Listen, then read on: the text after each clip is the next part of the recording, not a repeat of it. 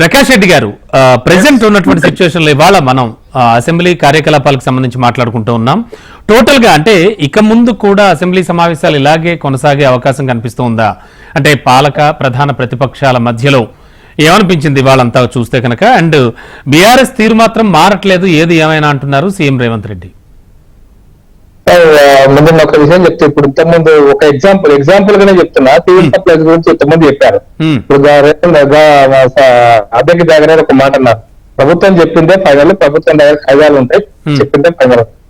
ఒక్కోసారి ప్రభుత్వం కూడా ఉద్దేశపూర్వకంగా తప్పు చెప్పినప్పుడు ప్రతిపక్ష పార్టీగా ప్రభుత్వాన్ని నిలదీసి, ప్రభుత్వం తప్పు చెప్తే పార్లమెంటరీ సాంప్రదాయాలకు, శాసనసభ సాంప్రదాయాలకు అనుగుణంగా జైల్లో నోటీస్ ఇవ్వచ్చు, మంత్రుల మీద నోటీసులు ఇవ్వచ్చు, తప్పు సమాచారం సభకు చెప్పినందుకు సీరియస్ నోటీస్ కూడా ఇచ్చే అవకాశం కూడా ఉంది. ఇవ్వచ్చు. మేము గతంలో కూడా అనేక సందర్భాల్లో మేము ఇచ్చేదానికి ట్రై చేసినాం, కానీ టీఆర్ఎస్ పార్టీలో వాళ్ళు శాసనసభ బయట నొక్కి పెట్టినారు, శాసనసభ లోపల కూడా తొక్కేస్తారు, ఏ కమిటీస్ వేయకుండా. ఉదాహరణకి గొర్రెల పైసలు వచ్చినప్పుడే కిషన్ రెడ్డి గారు అన్నారు, కానీ కేంద్ర ప్రభుత్వం నిధులు ఇస్తుంటే ఏ కాల పైసలు ఎవరు సీఎం అన్నప్పుడు మేము ప్రశ్నించలేదు. ఏ కాల పైసలు కాదు, ఎన్ని పైసలు లెక్క చెప్పినారు. సివిల్ సప్లైస్ గురించి కూడా ఈ రోజు చర్చకు వచ్చింది కాబట్టి చెప్తున్నా. సివిల్ సప్లైస్ రివ్యూ చేశారు కదా ఈ రోజున.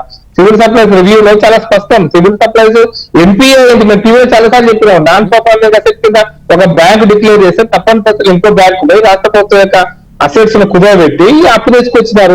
ప్రభుత్వం అప్పు కట్టలేని పరిస్థితి వచ్చింది సివిల్ సప్లైస్ కార్పొరేషన్. అట్లాగే మార్కెట్ మొత్తం దివాలా తీసింది. మార్కెట్ అసలు ఒకప్పుడు మార్కెట్ అంటే అద్భుతమైనటువంటి సంస్థ, అది దివాళానికి అడ్రస్ లేకుండా మార్కెట్ ఒక దివాలా సంస్థగా మారిపోయింది. కాబట్టి ఇటువంటి సమాచారం సభ ముందు చెప్పేటప్పుడు అధికార పక్షాలు కూడా స్పష్టమైనటువంటి లెక్కలతో రావాలి, ప్రతిపక్షం కూడా లెక్కలు తప్పులు చెప్తే మనం కూడా అధ్యయనం చేయాలి, తప్పు లెక్కలు చెప్తే ప్రభుత్వాన్ని ప్రశ్నించవచ్చు. ప్రభుత్వాన్ని వివిధ రూపాల్లో శాసనసభలో మన మంత్రులను కూడా నిలదీసే అధికారం శాసనసభలో మనకు శాసనసభ రూల్స్ అండ్ రెగ్యులేషన్స్ మనకు కల్పించినాయి. కాబట్టి మేము ఇస్తాము. ఇవాళ మీరు సింపుల్ గా చెప్పేసి 27,000 కోట్ల రూపాయల ఓట్లున్నాయి, 17,000 కోట్ల రూపాయలు కేంద్ర ప్రభుత్వం ఇవ్వాలి కాదు సార్. ఈ తప్పు సమాచారం చెప్తారు, అందుకోసం చెప్తారు తప్పు సమాచారాన్ని గత ప్రభుత్వంలో ఉన్నటువంటి నాయకులు తప్పు సమాచారం అందుకోసం చెప్తున్నా. ఎఫ్సీఐకి సంబంధించిన సివిల్ సప్లైస్ కార్పొరేషన్ ఎఫ్సీఐ 17,000 కోట్లు ఇవ్వాలంటున్నారు. ఎఫ్సీఐ 17,000 కోట్లు అంటే నబార్డు అప్పించింది వడ్లు కొనడానికి. 30 కోట్ల వడ్లు ఎందుకు రాష్ట్ర ప్రభుత్వం, అప్పుడు ప్రభుత్వం నాయకులు చెప్పాలి కదా, 30,000 కోట్ల రూపాయల వడ్లు ఏడున్నాయి, ఎవరి దగ్గర ఉన్నాయి, ఎవరి దగ్గర అనుకున్నారు, ఎన్నికల మొదల ఏ రకమైన టెండర్లు వేయాలనుకున్నారు, ప్రజలందరూ తెలుస్తారు. మేము చెప్పినా కదా ప్రజలందరికీ అర్థాలు ఉన్నా. కాబట్టి ఒక చిన్న ఉదాహరణ చెప్తాను, సివిల్ సప్లైస్ కార్పొరేషన్ కాదు, market okay, civil supplies okay కాదంటలేదు. కాకపోతే రైతులకు సంబంధించి కూడా కొంత కీలక చర్చ జరిగింది ఇవాళ. అంటే రైతుల ఆదాయం విషయంలో చూస్తే 25వ స్థానంలో ఉంది అంటున్నారు తెలంగాణ. అందుకోసం చెప్తాను సార్, రైతుల దగ్గరికి వస్తున్నాను. ఇప్పుడు బీఆర్ఎస్ కాంగ్రెస్ ప్రభుత్వం ఒక వాగ్దానం చేసి చాలా స్పష్టంగా ఈరోజు మేనిఫెస్టో చదవండి, పుస్తకం చదవండి, లేదా వాళ్ళ గ్యారెంటీ చదవండి. మహిళలందరికీ 2,500 4,000 ఇస్తామని చెప్పారు. మహిళలందరికీ నేను టీవీ డిస్కషన్ కూడా ఇంతకుముందు మేనిఫెస్టో వచ్చినప్పుడు తెలుగు అడిగాను, అందరికంటే ఇన్కమ్ ట్యాక్స్ పే చేసే వాళ్ళకు కూడా, రాష్ట్ర ప్రభుత్వ ఉద్యోగులకు కూడా, రాష్ట్ర ప్రభుత్వంలో విధానాలు రూపొందిస్తారు. మనం కంగారు ఎన్నికల సందర్భంగా మీరు మహిళలందరికీ అనే పదాన్ని ఉపయోగించినప్పుడు విధి విధానాలు అర్హులైన పదం ఉపయోగిస్తారా లేదా చెప్పండి. చేయాలంటారు చెయ్యకుండా పెట్టించినట్టు కాంగ్రెస్ ప్రభుత్వం అంటున్నా.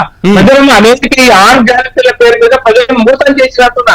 మీరు గత ప్రభుత్వం ఇచ్చినటువంటి రైతు బంధు కొనసాగిస్తూనే కౌలు రైతులకు ఇస్తాము, రైతు కూలీలకు కూడా ఇస్తామన్నారు. చట్టాలు చేస్తా ఉంటున్నారు. నేనేమంటున్నాడు సార్, మేము చట్టాలు చేస్తామని చెప్పారా, మేము ఇస్తామని చెప్పారా, చట్టాలు చేస్తామని చెప్పారా? మీరు అందుకోసం అమలు పరుస్తున్నారు వాళ్ళు. నేనేమంటున్నాను సార్, 2 అమలు పరుస్తున్నప్పుడు చట్టాలు దాంట్లో విధి విధానాలు నేను అందుకోసం ఎందుకంటే ఒక సామెత తెలంగాణలో 3 సామెత ఉండేది. పటేల్కుంటే 10 నాగాలు అయితే 6 గంట 3 గంటలు అయితే 1 అన్నాడు, 1 ఎకరం దున్నపోతుంది. కానీ అట్లా మీరు చెప్పేటువంటి 100 మందికి చెప్పి 50 మందిని స్క్రీన్ చేసి 30 మందికి చెప్పి 10 మంది వాడుకుంటే ఇట్లే ఉంటుంది పరిస్థితి. అందుకోసమని ఈ రకమైనటువంటి వాగ్దానాలు, తప్పుడు వాగ్దానాలతోటి మీరు గతంలో వచ్చారు కాబట్టి ఈ వాగ్దానాల మీద శాసనసభ ఫైనల్ క్వశ్చన్ చెప్పండి. అంటే ఫ్యూచర్ లో అసెంబ్లీ సమావేశాలు తెలంగాణలో ఇలాగే కొనసాగే అవకాశం ఉందా? అంటే వాద ప్రతివాదనలతో ఆఫ్ కోర్స్ అంటే ఈ క్యాలిక్యులేషన్స్ కావచ్చు లేకపోతే సర్వేలు కావచ్చు అండ్ ఇలాగే కొనసాగచ్చు అంటారా? ఏమనిపిస్తుంది ఫైనల్ గా? నేను ఒక మాట చెప్తాను సార్, గౌరవప్రదమైనటువంటి చర్చ జరగాలి. ప్రభుత్వాన్ని ప్రతిపక్షంగా మేము నిలిపిస్తాం. ప్రభుత్వం సరైన సమాచారాన్ని ప్రజలకు ఇవ్వాలా, శాసనసభ ద్వారా ఇవ్వాలి ప్రజల కోసం సమాచారం. శాసనసభ ఇప్పుడు సీక్రెట్ డాక్యుమెంట్ కాదు. ఇప్పుడు శాసనసభలో మొత్తం లైవ్ వస్తుంది, ప్రశ్న అడిగిన దానికి లైవ్ వస్తుంది, అడిగిన దానికి లైవ్. అయితే పరుష పద్యాలం గత ప్రభుత్వం 10 సంవత్సరాల బీఆర్ఎస్ ప్రభుత్వం చేసినట్టు పరుష పద్యాలం మాత్రం ఉండకూడదని నేను కోరుకుంటున్నాను. ఎందుకంటే గతంలో కాంగ్రెస్ ప్రభుత్వం అన్నప్పుడు నాకు గుర్తు చేస్తాను సార్. Sure sir,